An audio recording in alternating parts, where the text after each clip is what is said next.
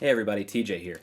I wanted to take a second and go through some of the most basic and fundamental components of music theory and how that's going to translate onto the guitar fretboard. Primarily, what I use music theory for is communicating with other people, whether it be talking about chord shapes and structures or what type of scale the solos might be in that we're playing, or using the Nashville number system, and we're going to get there and understand what all of this means, but it's a really good way to make communication easy when you're trying to learn songs, or you find yourself in a position where you don't all really know the song, but you can get your way through it by talking and understanding music theory a little bit. And in that case, we're talking somebody comes up with a $100 bill and requests a song that you guys don't know. What are you going to do? All right, so let's lay out music here. I'm going to pull up a graphic. In Western music, you have 7 notes: A, B, C, D, E, F, and G. This starts all over again with A, so A, B, C, D, E, F, G. The 8 notes, A through A, are what we would consider one octave.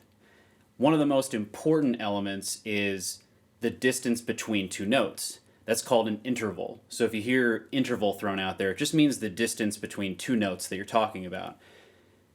Again, what we see here, and this is just something that has to be committed to memory, the distance between an A and a B are 2 half steps, 1 whole step.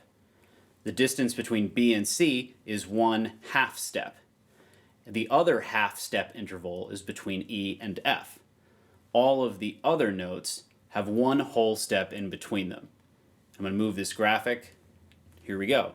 This is what you see between A through A. Now, how does that translate to guitar? Well, if we're talking a 6-string guitar, tuned to standard tuning, E, B, G, D, A, and E. Okay.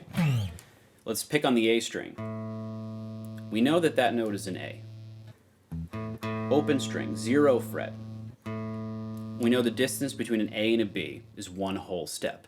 But in guitar world, we like to talk about frets. And each fret is 1 half step, always. In that case, 2 half steps will make up 1 whole step. And the whole step is the distance or interval between the A and the B. So to get from A to B, we go 2 frets. That's it. That's a B note. And now if we're going to carry that through, let's see the C note. We know between B and C is 1 half step, which is 1 fret. That's our C note. And we can make our way all the way back to A. A, B, C, D, E, F, there's that half step, G, back to A. And then it all repeats again.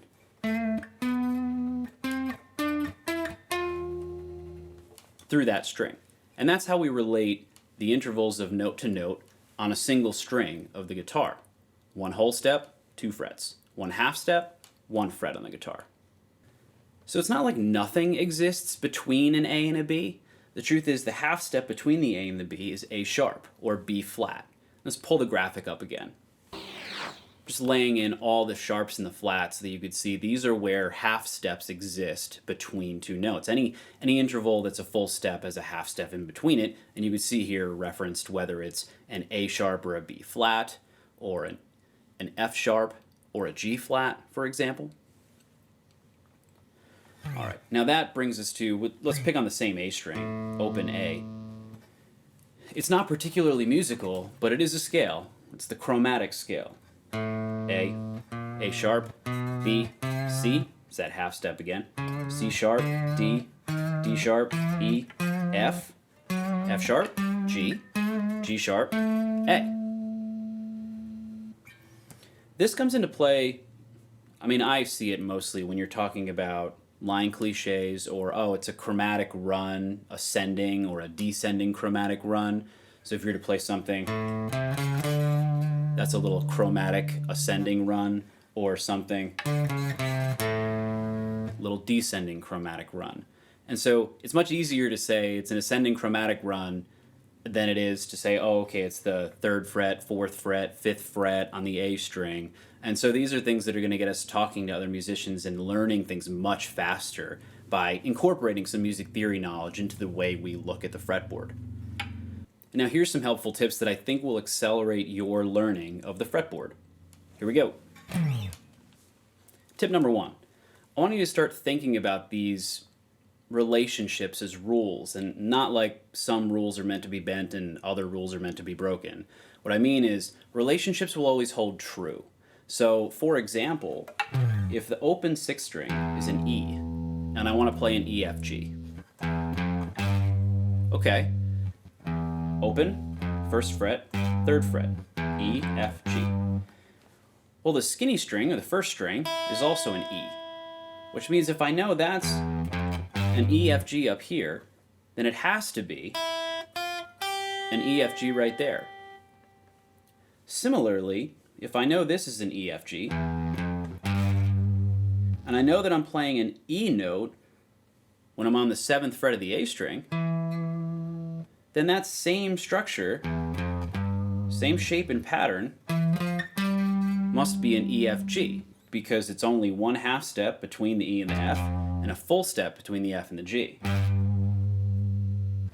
So you can see how as soon as you know a bit of a riff here, you know it here, and you know it here. And these are going to be really important to get you moving about the fretboard and also start to understand how things sound and using your ear to learn pieces and start to create pieces as well. That's tip number 1. All right, tip number 2. And this is a bit of a guitarism. At the 12th fret, the guitar just repeats itself. So anything you happen to know riff-wise or note-wise can be relatively located quickly past the 12th fret. Similarly, going back to tip 1, if we had this riff E, F, G, we know that's the E note. That must be an E, F, G, and it repeats itself. If we wanted to, say, play this small riff, just starting from a C, well, that's the 3rd fret of the A string. So if I add 12, it's going to start on the 15th of the A string. That's going to be the same notes that I just played, but have a different voicing. And we'll get there, but a different voicing farther up the neck, the next octave up. And these are going to be really easy ways to start locating and playing riffs all over the neck. Just like that. Well, I hope this starts to make sense, and I hope you could see that building a little music theory into your vocabulary can really accelerate your understanding of the fretboard and your ability to get up there and kill it on stage. Can't wait to see you guys in the next one.